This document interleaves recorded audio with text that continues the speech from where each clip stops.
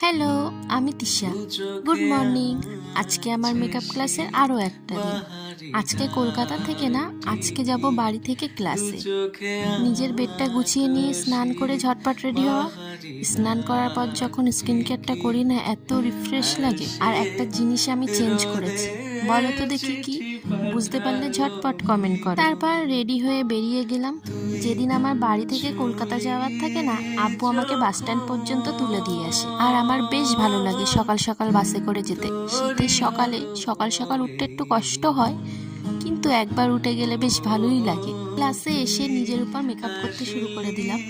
আজকে আমাদের ছিল সেলফ মেকআপের ক্লাস। ফাইনাল লুক হয়ে যাওয়ার পর ভিডিও নিয়েছিলাম, কিন্তু সেটা না কোনোভাবে ডিলিট হয়ে গেছে।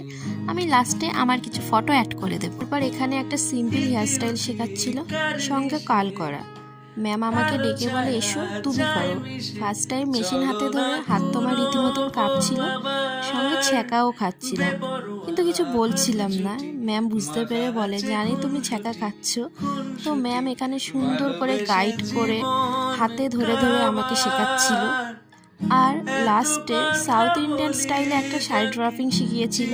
এত সুন্দর হয়েছিল না, সত্যি বলতে শাড়ি আমি পরাতেও পারি না বা পরতেও পারি না, কিন্তু এখন অনেকটাই শিখে গেছি। ক্লাস শেষে বাড়ি ফেরার পথে এই পুচকিটার সঙ্গে দেখা হয়।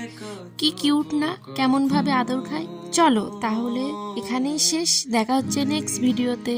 টাটা।